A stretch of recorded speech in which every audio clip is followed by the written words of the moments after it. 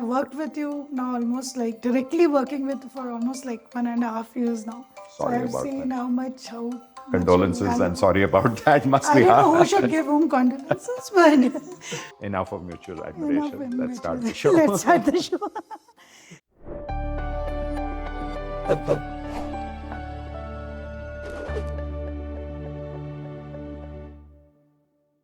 Welcome to this episode of 𝗕𝗰𝗱 Trailblazers podcast, presented to you by IIMA Ahmedabad Endowment Fund. Today, our guest doesn't really need an introduction. So, just to let you know who it is our own board chairman of IIMA Ahmedabad Endowment Fund, Mr. 𝗕𝗂𝗃𝗲. And yes, he is also the chairman and founder of MakeMyTrip, which I think everyone in India knows. So, I'm not going to waste a lot of time on introduction and we will jump right into the conversation. So, Deep, welcome to the show. It's lovely to have you here. And we are looking forward to dive deep into your journey from a different perspective, though. This time we will focus more on your, that young person who walked into IIMA and the person who founded the IIMA Ahmedabad Endowment Fund, right? That Sure, would be the sure, story. sure. And MakeMyTrip will come, obviously, in the journey. I'm doubly excited to be here. Obviously, because this is for the endowment fund, but also because you and I have discussed this at great length on how to go about it. And I'm so happy that you are the interviewer and you're doing these podcasts yourself, because I've seen the ones that I've already done and they're fantastic. So congratulations to you. Thank you. And I think congratulations to us because we brainstormed and co-created it. Absolutely. Yeah. So enough of mutual admiration. Let's start the show. Let's start the show. So first question is like that because other alums I asked like, okay, come, you tell me a story of when you walked into, how did it feel? And it will be the second question for you. Sure. The first one is related to this, that now that you are actually doing this podcast, which we conceptualized and all that, how does it feel to sit there? Yeah, I think it's a very satisfying feeling to be here because, you get credit. You had the idea.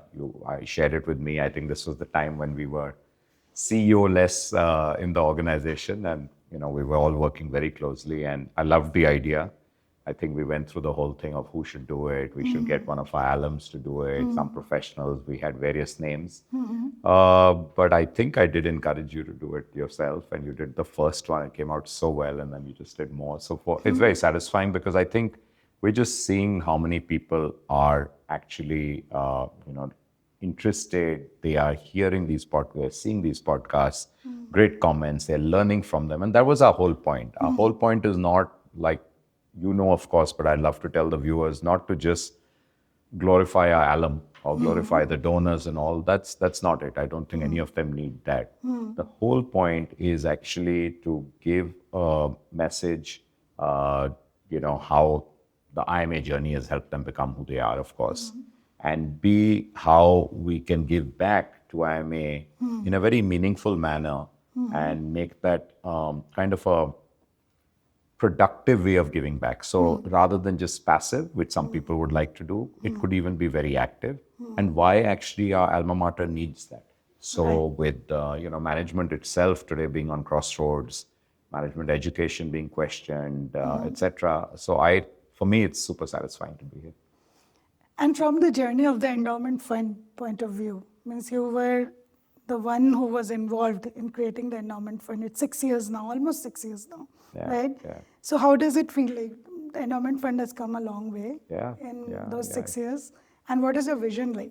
So absolutely. I think there were a few of us. I have to give credit to Sandeep Singhal of Westbridge. I think he was definitely the guy with the idea. And he had done that at IIT Delhi with a few others. And I remember during COVID, so Sandeep I've known for a long time. Sandeep called me, he's batch of 99. And he called me and he said, listen, IIMA doesn't have an endowment fund. I said, true, and all the best colleges around the world, universities have endowment funds. I said, agree. So, and he said, would you be one of the startup founders? And I said, I'd love to. And I think the whole conversation lasted maybe 15, 20 minutes. We brainstormed some more names. I said, I'll make a few calls. He'll make a few calls. I think he got Ramesh M interested and VT also. And everyone was like, it was so quick. I spoke to Nishit. I think maybe I spoke to Bikchandani as well, or multiple of us. So, it was so quick because these were people who I think I knew where their heart lay. Nishit, I didn't know that well. He was a neighbor, but I didn't know that well. But I was amazed how much love and fondness he has for his alma mater. And, so whoever one went to was very forthcoming.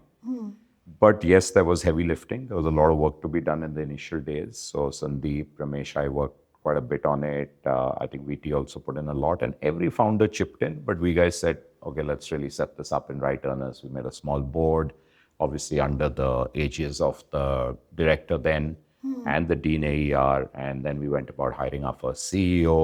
And, Chavi came in for 4 years and did a great startup job. Right. You worked with her. So I think it was a very interesting, exciting, actually startup phase. So in some sort of way, it was a startup all over again. And it was a tiny team, and the team has obviously grown. It's still a compact team, but it's a very well-knit team, what I really love. And of course, now we have a new CEO and, very new right now, just been a week, I think. And yeah, Suchita's really hit the ground running. Since I chair the endowment fund since the last couple of years, I work very closely with her. And therefore, I work, very closely with you, with other members of the team. And it was great. I mean, I loved that part of it. I actually wish, one could have been in Ahmedabad doing that. But it was great because we were trying to create something which was a dream. And the numbers, definitely kept going up. More importantly, we got some fantastic donors, visionaries, who wanted to say, hey, the check is the small part, but let's actually help shape the future of IIMA together. And with, Professor Bhaskar, who's our current director, I've been working now very closely, as well as with the previous Dean AER, Professor Maheshwari gave us a lot of support. And now we've got Professor Karna, and Amit is just an amazing, amazing forward-looking person. He's very keen to take the endowment to great heights. Right.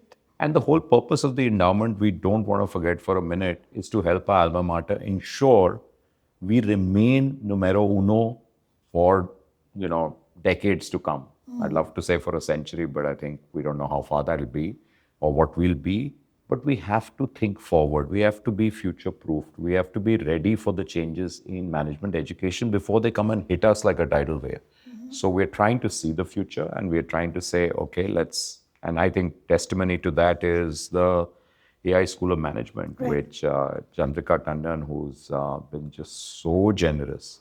I mean, this massive 100 CR contribution, given front-ended. God bless her. She's just amazing. And she decided like that. They came for their Golden Jubilee reunion, 50th. Right. We were there together, and she was pretty clear. I mean, while we can take credit, endowment fund as well as the institute, I think 𝗕𝗃𝗃𝗲 was very clear. I want to do something big. Yeah. And she had done it already. With NYU. She and her husband had done a great job. And, she was so clear on the vision.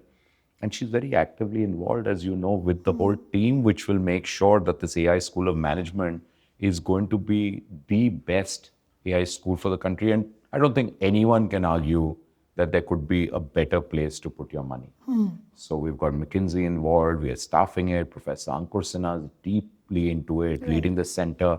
And I think the kind of team we're putting together is going to be fantastic. So I think that clarity of vision, and similarly with all the other schools that we've got going, the centers we've got going, the chairs that we've got. Of course, we have lots of scholarships, which is something very close to director's heart, my heart. Like, listen, let's make sure that any student in the country who has got the wherewithal to get into IIMA should definitely not have a problem getting, forget a loan, but should get a scholarship. Right. And so we're very happy to do that. A lot of people are very excited about that. Many of our early founders have given untied aid, I call it. Like they've given completely full flexibility to the corpus. Right. And many are saying, listen, I want to put this in a very specific area of finance or data science or public policy, and that's fine too. So I think it's just the beginning, honestly. I really think even at, 800 crores is just the tip of the iceberg. Right. We know the roster of our alum. In fact, it's like drinking from a hosepipe. You can't get enough.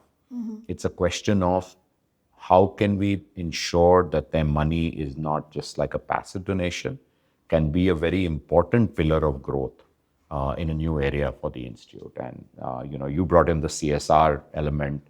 We didn't have CSR expertise, and that's why we got you on, and you've gone beyond CSR. Who knew you'd be doing this today? But this is your side gig. But on CSR itself, I don't even think we've scratched the surface. Not yet. I mean, we're talking about just the big companies. The budgets are humongous. It's a question of, can we find the right thing that the institute today has the bandwidth to do? Right. So it's a good problem to have. Always, Professor Bhaskar and I always say that our capacity is the issue. But then on the institute side also, we're growing capacity in terms of not just space and infrastructure, that's happening, of course, but in terms of professors. So I think a lot of work is being done there. So yeah, and then the Dubai campus has come up. Hopefully there'll be more campuses. So it's super exciting times. For me, the endowment fund is really like another baby startup. Another baby startup. Yeah, I can see Yeah. the way you were talking, I can see that. Yeah. So coming to my next question, which is normally my first question for everyone else, right? That if we go back in time and you think of 𝗕𝗂𝗃𝗲, who walked into IIMA back in 1990. Yeah. Right? So what was he like? What was he thinking? What crazy ideas he had in his mind? Was he crazy? He was not crazy? What was that? Always been crazy. Yeah, I guess just short of, 21, short of 21, 20. So it was 1990. And so it was the train journey, which is more interesting. Of course, getting into IIMA is huge. And normally if you get IIMA, then you get all of them. So you have all of the IIMs, etc. I was also, I think, deliberating some of them. But once you get IIMA, it's end of story. Very excited to come. It was also my first experience of boarding school. So I was a day scholar in college. I went to St. Stephen's in Delhi University, and I was a day scholar. So that was very exciting. I think every youngster wants to leave home. If you don't want to leave home, then there's a problem. So the train was very interesting, Ashram Express, which we took because there's a whole bunch of us from Stephens, which, by the way, you get ragged for almost entire first year because you're from Stephens when you're an IIMA, because for whatever reason, all the engineers love ragging the Stephens guys. Oh, okay. Yeah, they're called suits and all. So basically, I know, it's, I've heard it's that. quite interesting, but it takes a while, of course, to make friendships. This is part of the process. And a lot of others from DU, even the, I think, IIT folks from Delhi and all, quite a few were there. So, but we only knew the guys from college, and we were all together in one bogie, and we were all excited, anticipating, what's going to happen. The Haloed campus, I'd never seen the campus before, and you just come there and you say, wow, like this is the Mecca. And then you get your room, show them everything, which is nice. You make friends with the guys around you. And I think what hit me first more than anything else, you also come when it's very hot. So, and Ahmedabad gets super hot, and at that time dry. What hit me the most is everyone who gets in thinks they are cat's whiskers because they've probably done well in college. They've definitely cracked the cat, etc. When you get in, and after a few weeks, especially after the first quiz, and the quiz is really the shock exam, you'll get a shot, and it's got 10% weightage, and you get it with no notice. Like you get it, they put up a tiny notice, goes up on the board outside your classroom. There will be quiz at 3 p.m. today. So after lunch, this thing, aata hai to aata hai, and you realize what real smarts is. And you come across people who are off the chart brilliant. I'm very happy to say many of them are very dear friends of mine now, but they are effortlessly brilliant. And they are, most of the time we're talking about guys from IIT, but every now and then you'll have some non-IITian, but off the chart brilliant, pick up concepts like that. First time accounts, no problem. First time eco, no problem. They will ace everything except WAC, which is everyone's nemesis, which is written analysis and communication, which everyone, I think even if an English honors graduate got into IIMA, which might happen, has happened, even that would be the gadda. It teaches you really how to communicate, and you can never get it right. So I think that for me is the greatest leveler. And I think it's a lesson in humility when you realize you're working with these phenomenally bright, but phenomenally modest, humble people. I don't know what they study, because they were playing everything. They were having masti, they were quizzing. Half the time they'd be playing carom or TT, or in our dorm, D3, we were lucky to have not only the DJ room, which was this hardcore music room with mattresses and phenomenal, still there, of course, the dorm is shut now. And in the basement, the TV room. So we were actually, and very close to the mess and very close to the girls' dorm. So I think we were very well positioned. Oh, lovely. So everyone was there all the time. And guys were just generally like, we had two ice calls, which are top 10% industrial scholars, who are both among my dearest friends from the dorm, right there. And they would do REMs for us before exams. So most of us saying like, listen, REMs were remedials, like, Okay. just make sure that we know what's going on.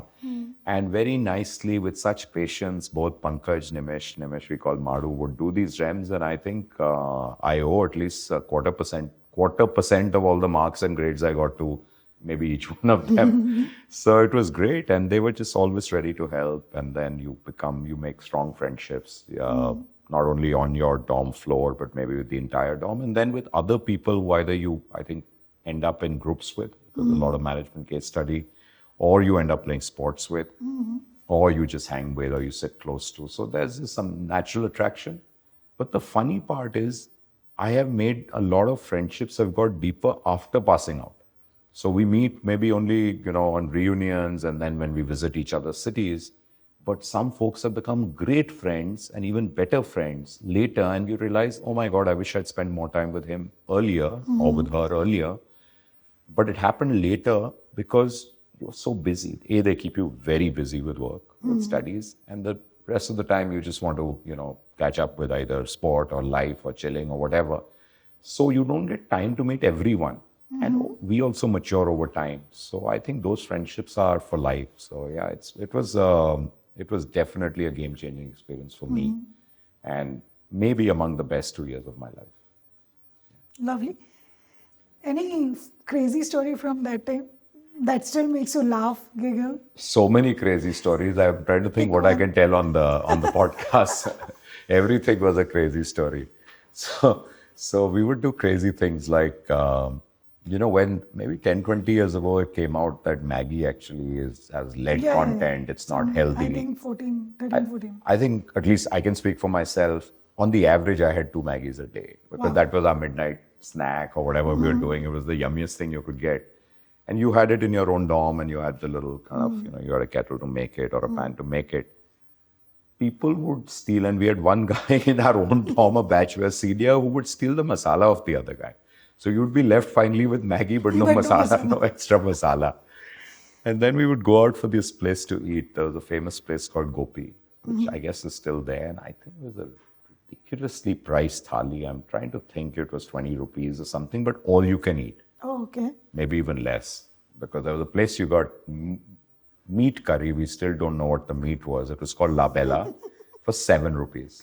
Okay. And I think we, at one time, 10 of us packed into an auto to get there to eat. 10 people in the auto. Yeah, I don't know how we sat. 2 guys sat with the guy in front, or maybe 6. We were 8 or 9 or 10. I do know that the same number couldn't fit on the way back.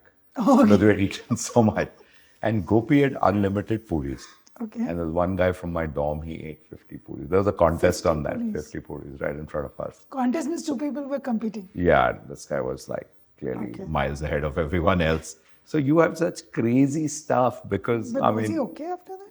What happened after that? I think he came and had a Maggie at night again. So anyway, there were crazy stories where we would sometimes study for exams all night, studying and probably imbibing not the right stuff, and going and taking exam and still doing well. So very crazy things which I don't recommend for anyone to do.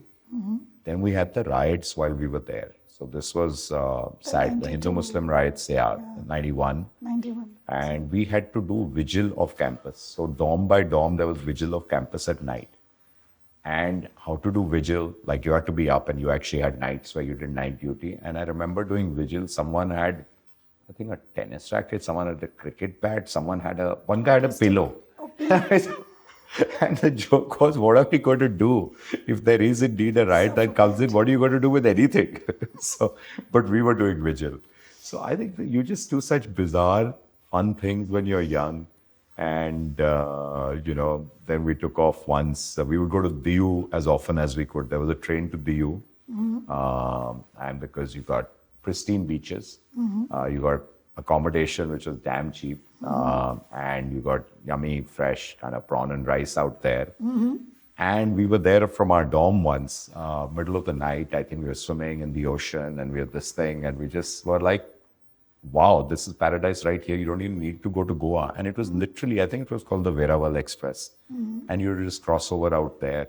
So yeah, there were just many, many stories. Again, I can only give some filtered ones. Yes. But at Janmashtami time, there was 𝗕𝗃𝗃 which would happen. In the Human campus. pyramid right in front of our dorm. So there was a quadrangle between dorm 3. I've shown you that. Yes. Yeah, I've shown you that. Yeah. So between dorm 3 and dorm 4 and the human pyramid would be formed, and one of my closest friends, Anuj, would be normally the guy right on top, scamper, break. So you would do crazy things as, like you're back in school maybe, but these were just traditions. Garba night was a big tradition. We had our own normal sports. Frisbee rugby was a big game out there, and we'd play against other colleges and do really well in that. So I think there was just some crazy, crazy times. Yeah. I think, yeah, we can have a separate session only on the stories, right? For sure, for sure. So now coming out of IIMA, like what were the dreams like? What were you thinking? So I think in hindsight, Sudeepta, I wish I had worked for 2 years or more before going. But the reality is at that time, 70% of people came without WorkX. It's totally changed now. Now I believe the last statistic is maybe 15 or 20% come without WorkX. 1 year is not considered WorkX because that means you often are re-prayering, and they also come out of college. And 85% or 80% or something come with 2 years or more WorkX, even 5 years, which is, as you know, the norm in the US, which probably has the best management schools, because the amount that you can learn, and I call it amount you can take and give to your course and your course mates, is much, much more, because you're talking about management. And management is a study, living study of the way people interact, how companies work, etc. You learn even in your first summer you do 2 years. I worked with Citibank, you learn a lot. But if you work for a few years, your perspective is very different. So I realized even there that my senior colleagues who had worked for a few years, the amount that they were able to appreciate with case studies and give back the questions, the contribution was so mature. So in hindsight, I wish I'd done that. And why? Because then you also end up tumbling into I think a job, your first job, you get a little carried away with the momentum. So I joined a foreign bank. I joined ABN AMRO. They didn't come to campus, but I got it outside. So I dropped out of placement.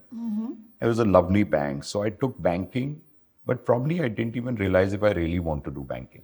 It did last 3 years, but I was then clear I don't want to be a banker. So had I think, worked a few years, maybe my first job itself would have been a different one. Not complaining. After that, I had 2 other jobs with a company called AMF Bowling. Entrepreneurial. I was working for them, but I brought them to India. Family entertainment and leisure, bowling alleys, pool tables, etc.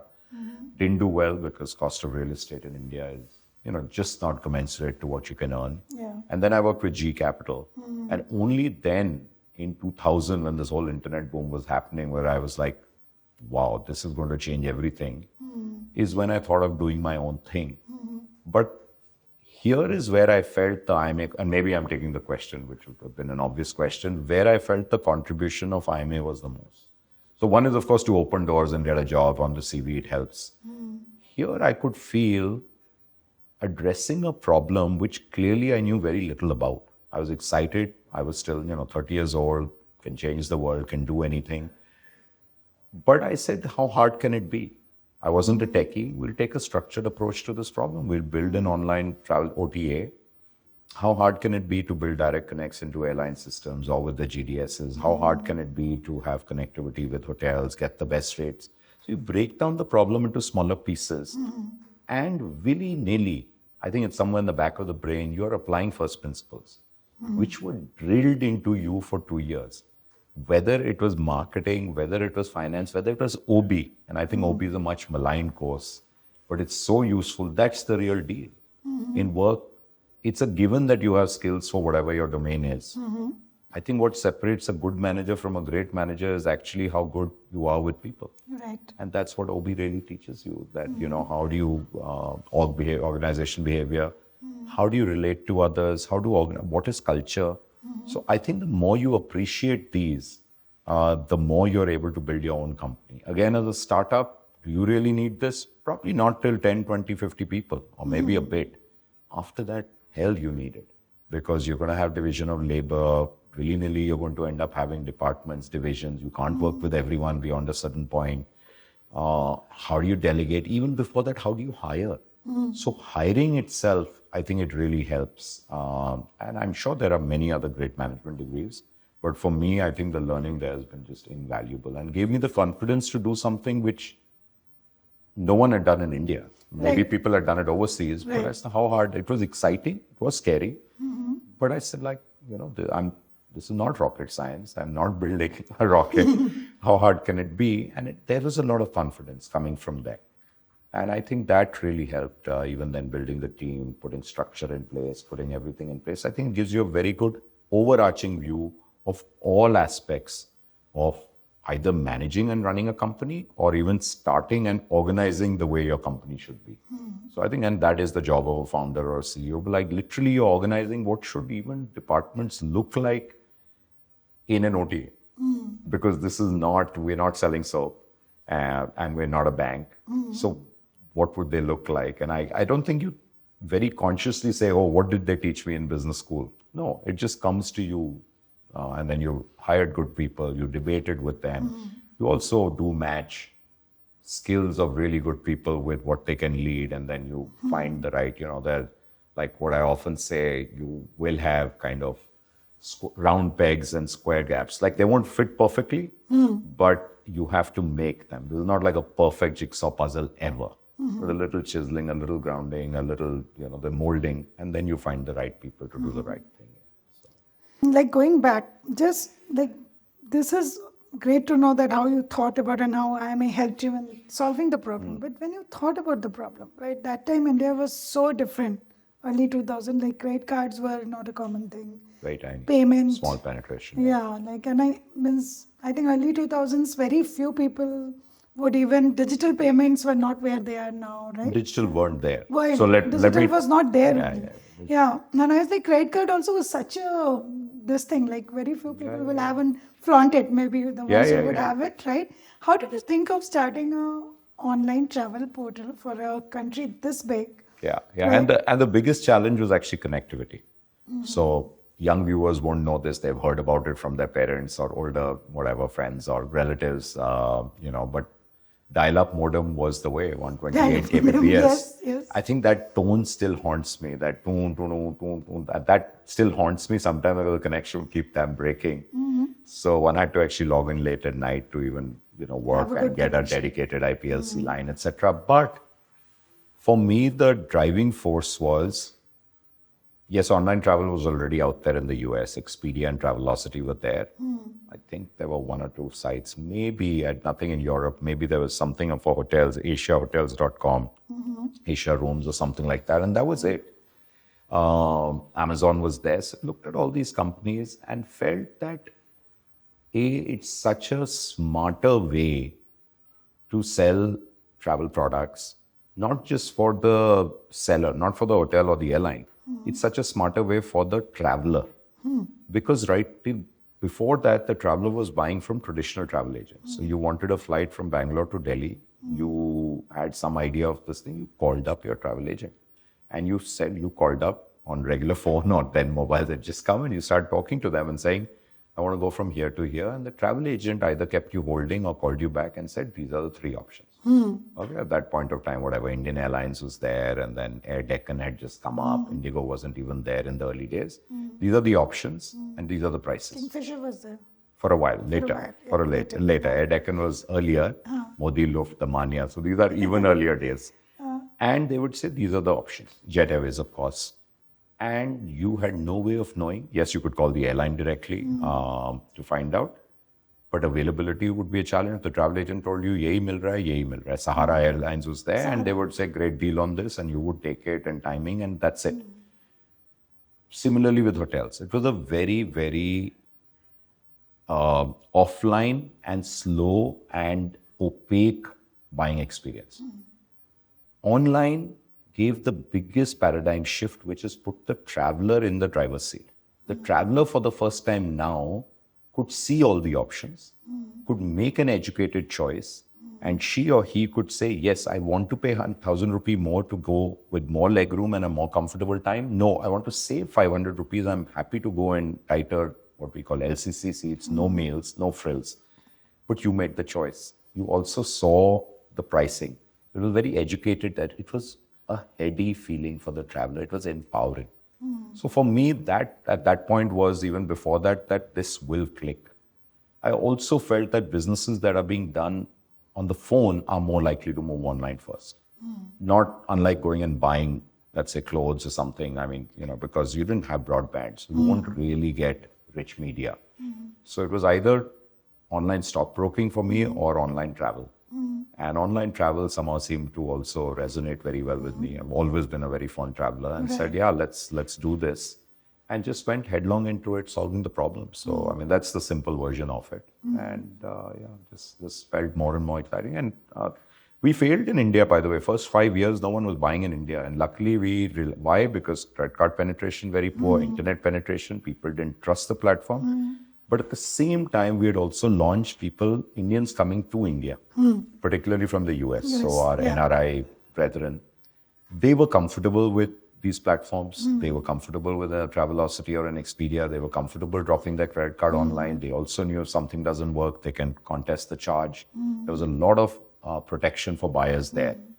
That business really did well. So for the first 5 years, that business kept our fires burning, kept us alive. And I think the smartest decision was to not burn marketing money in India. So all the other guys at that time, they perished. So we managed to survive, waited till India opened up a bit. In 2005, we actually relaunched in India. And this time there was no turning back. So now India was definitely ready. IRCTC had got people, to trust the online medium. That I can give my credit card online and it will work. If it doesn't work, then I'll get my money back. So I think we found the right timing. In hindsight, could have been a year earlier again in 2004, but I think then we just took off and we raced. 2005 to 2010, we grew, I think, 25x in these 5 years, and we IPO'd in 2010 on NASDAQ. So those were we just completely took off. But the real tough years were those initial 4-5 years. No funding, .com bust, SARS had happened, the SARS epidemic, the forefather of COVID. It was 2001. Right after you started was the attack on the US, right? 9/11. 9/11. So folks were scared to get onto a plane. Get So we onto a call it plane. the triple whammy. Yeah. But then Indians were coming to India not for tourism. They were coming coming, home. friends and relatives, coming home. So, kids were being born, parents were getting sick, people were dying. So people had a natural need to come. And I think Indians have something innate in them. After a month, they said, yeah, ab fir thodi hoga kind of thing. So they were getting onto planes, coming back. That business really kept us going. But the average ticket value was so much higher. So I think we really added a lot of value to the NRI in the US coming. yeah. We also, by the way, we also tried UK, we also tried Australia, and But both failed. US was the... Both failed. Numbers and different reasons. I think bucket shops existed in UK, etc. But US kept us going. And then, of course, that business, which was 100% of our business till 2005, I'm very happy to say is less than 1% of our business today. We still have the US, people still buy tickets coming in, but now it's all Indians traveling within India and going abroad. And that is the power and the depth of our market. So, Yeah. So I remember your early days in US, right? Because I was one of those customers. Oh, yeah, who you used were to living buy. there, right, I was right. living there then. Thank and you I for your think- business. Yeah, you're welcome. Boon se sagar banta hai. And I don't think you remember that, but you did a promotional event in New York with Jet Airways. You'd be surprised. I think I remember because there were very few people. We were Is doing it? this. I was there in that event. Amazing. I actually remember because we got Western Union to sponsor. Yes. And we have a 2-member team in the US. We used to send one person from here. So I think Ruby and Malik from there were involved. I think maybe you told me this, but I didn't go. No, we didn't talk about it. I didn't go, but I know we sponsored it because Western Union, my sister-in-law used to work with them. Okay. And we convinced them. And for them, this was their target market. We didn't have marketing money. So I remember that event because, I mean, it was the endowment fund basically. Utna hi tha. And we had a call center team. So we were 42 people when the .com crash happened and our VC pulled out money. We shrunk to 24. And we stayed about 24, 25, less than 30 till 2004, 2005. So I definitely knew everything going on. No, remembering, but yeah, those early days you remember the most, basically. Yeah. Yeah. So now coming to you talk like when I was actually researching, and I've worked with you now almost like directly working with for almost like 1.5 years now. Sorry so I've about seen that. how much you Condolences value. and sorry about that. Must I be don't know hard. who should give whom condolences, but Okay. yeah, because I see how much you value people, and I was researching on you, and there, like almost in every podcast, you have touched base on this. People, and they are the reasons that the companies work, and it has been a trend. Like all the podcasts I have done so far, like and with entrepreneurs, most of the entrepreneurs from IIM, and they are the ones I'm interviewing are all alums. They are all talking about people at some point, whether it is Chandrika Yeah. or Madan It's not Mohan surprising. Right? Yeah. Not Yeah. surprising. This value also comes from IIMA, like the OB that you were talking about, and somewhere it was Yeah. drilled into all of you because the Yeah. pattern is very beautiful. I think it's, definitely it's emphasized a lot in IMA. I think some of it is innate, but the biggest learning of the value of people is through your professional journeys. I mean, whoever you've interviewed, and I know the list, have obviously done brilliantly in their careers. Whether it's a Ramesh, it's a Chandrika, it's Madan Mohanka, or Mr. Dugal, or you've got Nishit. You've got like everyone's obviously done phenomenally well, and I don't think in India or anywhere in the world till now there's this little animal called AI which might change a lot of things. I'm not saying it's not possible. I mean, some of the most successful traders in the world may not have a big people this thing. Like, they work with the machine, they work with markets, they're not good with people, let them be. Or some of the best coders in the world are just good with code and let them be. They're not great people managers, but they're very successful. But if you look at the traditional manager, it will be about people. They've realized, you can grow together. You can leverage yourself a lot more if you surround yourself with really good people. And to get the best out of people, we all know you have to motivate them. And that's only going to happen for good people. That's not going to happen by paying them more in bonuses.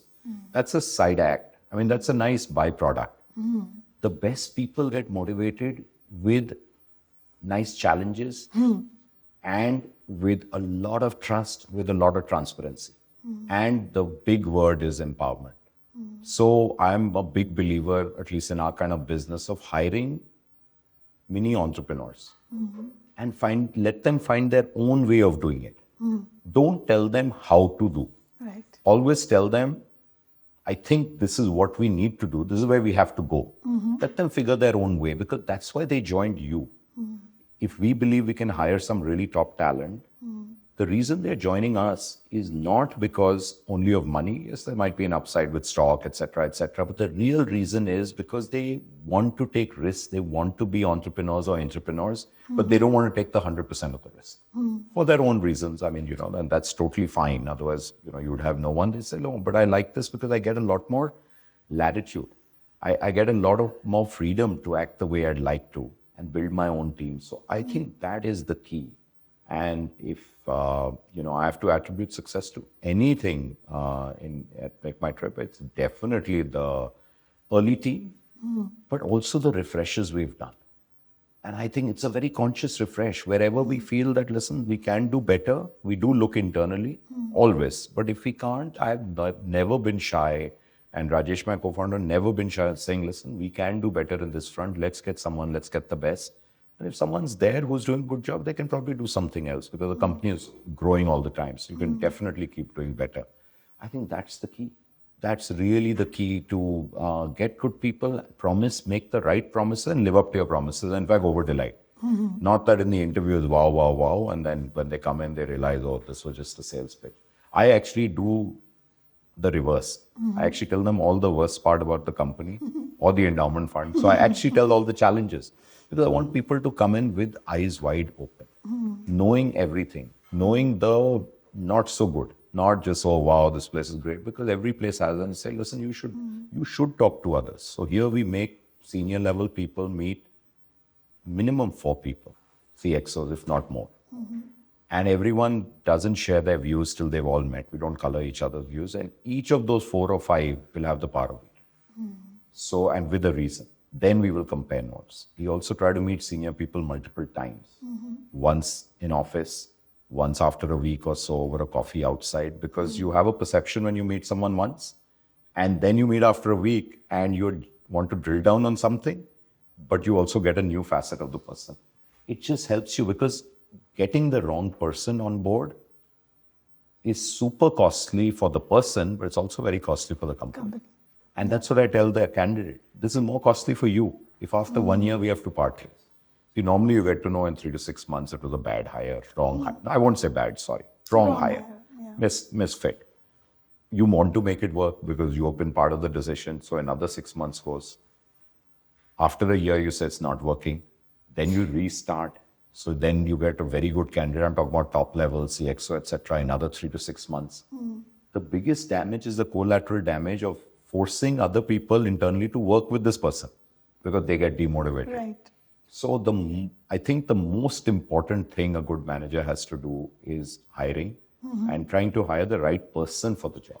It doesn't have to be the smartest person. You're not the best company probably. They are probably better companies. I found a lot of big company guys not do well here because they expect everything to be super, watertight compartments, rigid. This is the way to do everything structured. No, we are still figuring it out. And also our world is changing every day with tech. And today with AI, the world's changing every day. Yeah. So we want people to be looking out all the time and saying, hey, maybe we have to dump this project halfway. And I really love people who have conviction and can stand up and talk. That's what makes us a better leadership team. The moment we don't have that, and I encourage that, then what's the point? Then it's really going to be my way, Rajesh's way, whoever's running it. But then why hire the best? And they'll also leave. They'll say, there's no point out here, to unhi ka chalta hai kind of thing. I don't think you'll hear that ever in MMT. Right. Neither an endowment. No, neither an endowment. That's a good point, actually. Yeah. That's true. Yeah. Lot of similarities. Yeah. Yes. Yeah. So now the travel bug, was it always there? Because every time I ping you, you are somewhere. Yeah. No, well, now I've gone semi-retired from at least 70, so other things are manageable. I'm more master. 4 years ago, I took a conscious choice. Do that? I'll come to that. The bug was always there. Bug was always there. Yeah. Even in school, college, the moment we could get away, we would take bus or join car or something and drive up to new places. Like we went to, I think, places where most people hadn't heard of in the early days. Like go up to the hills, but go to a tiny place. Go to places which really have nothing. B&Bs weren't popular there, but it was a homestay. Just go and figure it out and all. It was always more charming than being in the this thing. And my wife and I share this passion. So Amrita also very passionate about travel. So even well before this, so we were married in 95 and we went to Langkawi. I had a nice, that time was moved from banking to AMF. So we went because we were both into diving and that was lovely. But our first anniversary, we chose to go to Egypt of all the places, way back in 96. And I think we're ready to go again because we were just so curious to find, such amazing, like, how did they build this stuff without cement, without this, like, were there aliens who came and put the pyramids there, etc. So it was crazy. And I think we do like the offbeat for sure. We do the normal, but then whenever we are there, we try to do something hatke and all of that. Recently we put the IIMA Endowment Fund flag up in Antarctica, the seventh continent. That was fun.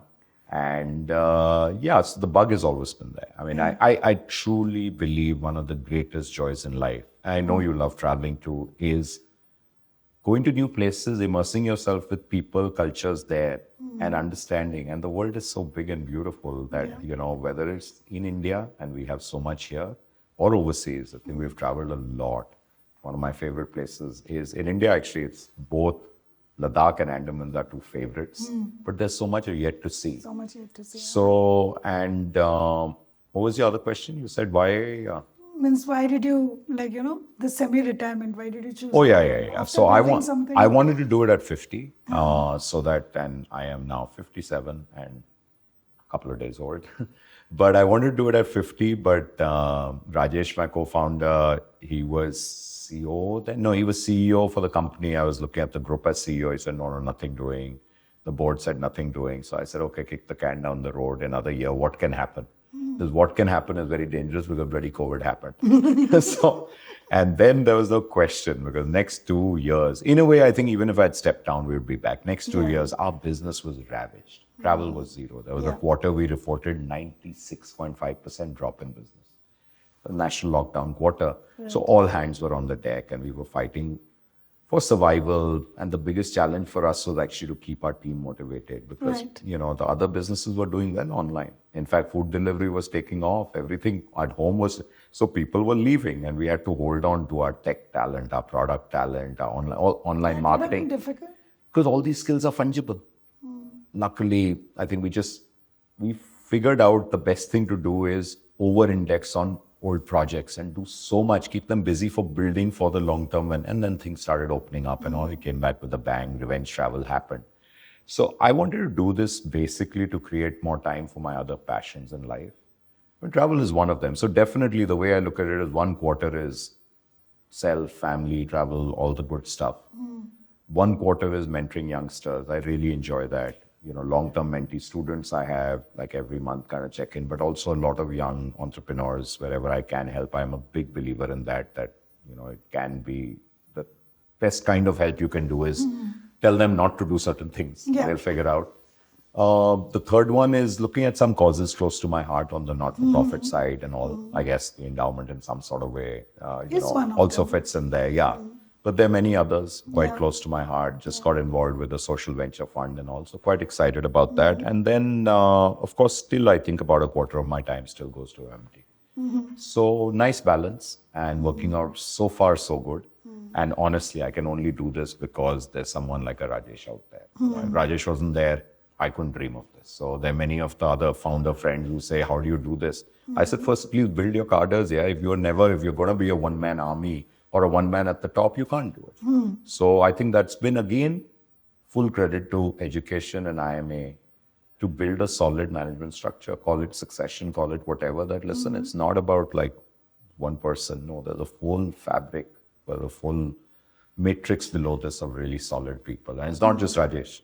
Mohit from CFO completed 15 years us with us as COO now. And we have people who run their businesses, like the whole flights business run by a CEO for flights. We have hotels, the full business is run like a thing. And then, of course, we have to make them work. And we give a lot of, I think, leeway. Our CTO, takes all the calls on technology. Our chief product officer. And, I think these are among the brightest people we have. And otherwise, why would they be here? They could go anywhere. They could do their own thing. They could join any big MNC. They're here because I think they really enjoy being here. And so touchwood, it's a lovely culture whenever we do leadership team meetings or, I think we really enjoy ourselves with each other. There are problems, but we attack them together and say, that's the way it'll be. It has to be fun. Yeah. So now coming to a little bit about your family. Sure. Like every entrepreneur in his journey, there's a family that is traveling with him, right? Absolutely. How was the journey for them? Like there were times which was, I think, very, very difficult. Yeah, and luckily, I think it happened so early in life. So my wife, Amrita, always says that she was just so busy. We got married in 95. We had our first one in 99, our daughter. And then 2001, we had our son.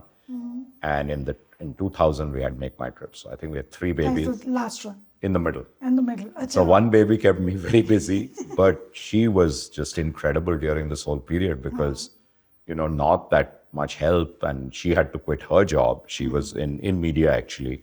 And it was just too exacting. So she quit when we had the first one, our daughter. And I think she was very clear she wants to have kids close to each other. They're less than 2 years apart. I'd like to say they're best of friends, which they are, but they're also obviously brother, sister.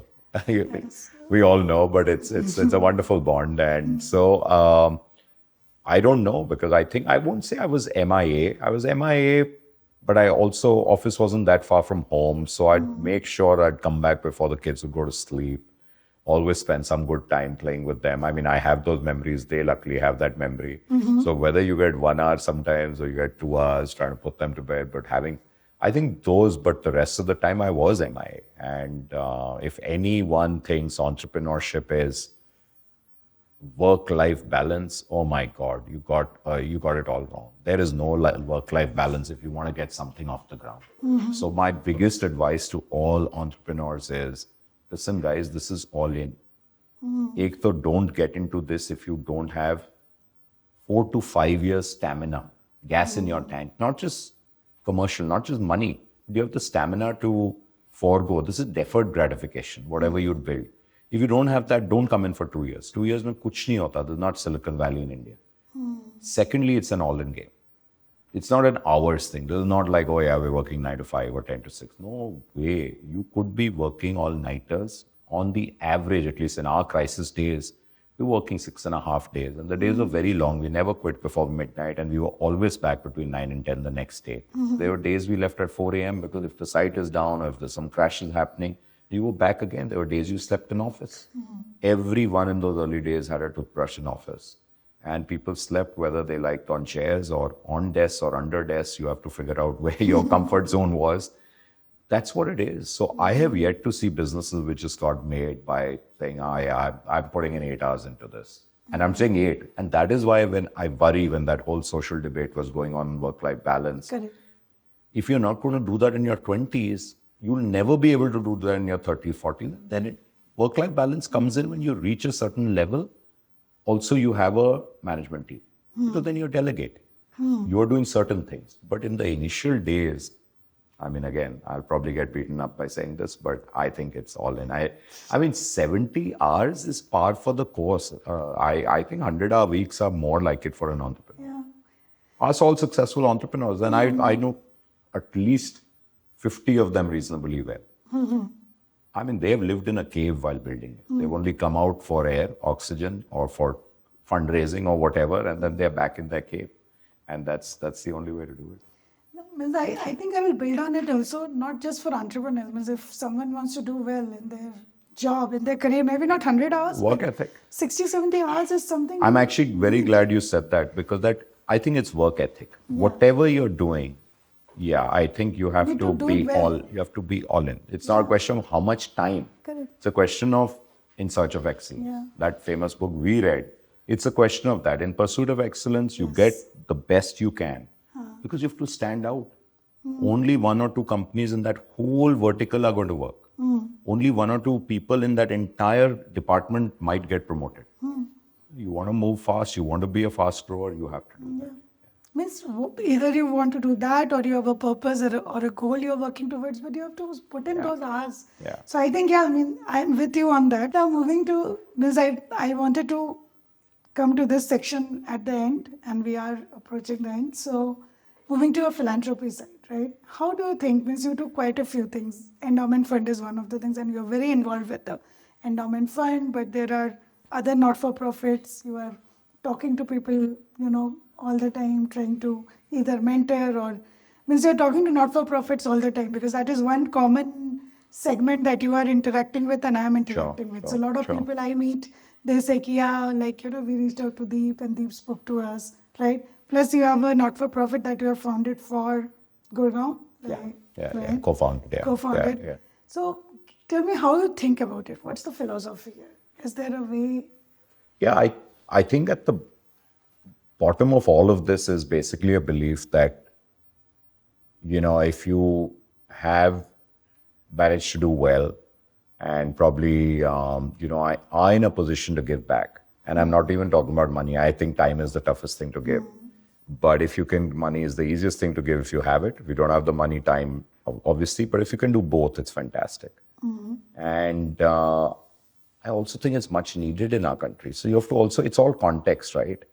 If you're sitting today in a developed country in Western Europe, I don't know if I want to call US also, right? But Western Europe, developed country, maybe it's not needed because, the taxes are used for that. The governments are, probably quite responsible. There are city or towns that have their own local government. There's a mayoral system that works.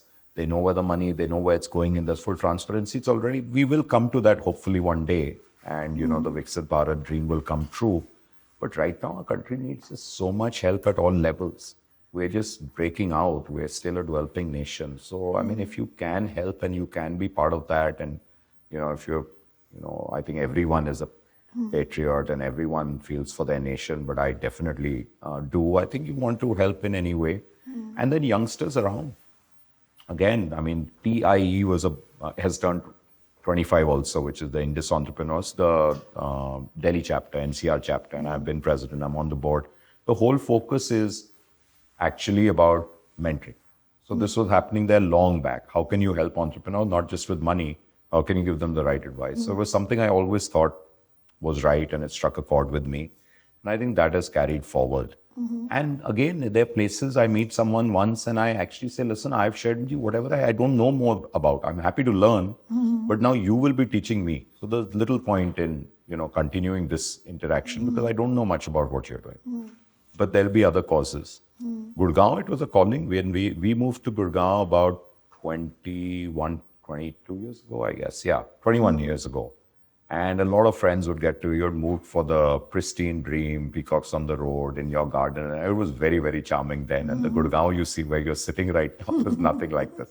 Really, there was one big building and the rest was all like lovely developments, very green. And then suddenly this massive explosion of development came up. Yeah. And I think infra was crumbling. And we would keep cribbing. Ye nahi hai, green belts khatam ho raha hai. And then finally we said, listen, let's just do something about it. So a bunch of us, two very close friends, both architects, a few others well-intended, I think we just came together with a group of 6, 7 of us. We founded IIM Gurgaon. And really, we've done about 10, 12 projects now in the city, biodiversity park, which are amazing. We work with the government, get the land, we get sponsors, we do the projects. I wish I was more active there, but I am still at the board level. But there are some people there, they're just unbelievable how much passion they put into it. But I think it's needed again because the city was not planned. It was definitely not. I think Gurgaon was made for 1/10 or 1/20 this population, which is happening in Bangalore, your city. So I think we have to think very hard and hopefully retain a lot of these things. Otherwise, there'll be concrete jungles. And then there are other causes which are, they strike a chord. Ashoka is one of them. Education again. I went to a liberal arts college. I went to Delhi University, St. Stephen's. I don't think liberal arts in the country has kept pace with what's changing. And my daughter had the good privilege of going to a top school in the US. And I just saw it up close through her eyes. And I said, my God, what all can happen here? And then got quite involved with Ashoka. So I think there are causes like this, which are very, very close to the heart. In travel and tourism, we can do so much more. MakeMyTrip has a foundation, which I chair and I'm very passionate about, which is about sustainability. So I think you've got to pick your causes. And my belief is travel has only one negative, which is carbon footprint. Yeah. So how can we kind of neutralize that? So yeah, you pick something which resonates with you. There are many, many great causes. So you actually have to be very picky and choosy. Right. And I think some of this you also get from around you. I see both my parents being very involved in causes. Dad's been big on climate since Al Gore visit. He got really charged up and he's been big on it since then. And then he's also very involved with people with disabilities. He's doing a lot of work on that side. My mom's been involved. She was a teacher all her life. Okay. So in education for people who can't afford it, etc. So I think if you see it around you, it just kind of happens. So yeah, I think it's, it's how the more you think about it, the more you see, you realize you're privileged. And the only way I think for that to sit comfortably with you is also to give back. There's no other way. I think it's, I can't even imagine people who are privileged, have everything and not giving in some sort of way. Passive, active is their call. And there are people who are big believers in, listen, I can make much more continuing to do what I do and then give much more. That's fantastic. And so many people have done that. I mean, Warren Buffett's the biggest example of that. Right. Still working, giving away all his money. Bill Gates did that for the longest time. In India, also many people. So I think it's, and then you come across people who are very, very motivating, I think. Like, I've had good fortune. They've both become very dear friends. Sanjeev Bikhchandani for long, learned a lot from him. Ashish Dhawan. They're just amazing guys. So you can't help but learn from people like this. Atul Satija, who formed the Nudge. It's very motivating to see young people say, listen, we're just going to do everything in a way to give back. And, I'm probably not naming a dozen others. I love what Nandan is doing in such a massive way. So yeah, it's very inspiring. Lovely. And now the final question, that a message for the alums and the young alums and soon to be alums from your side, what would that be?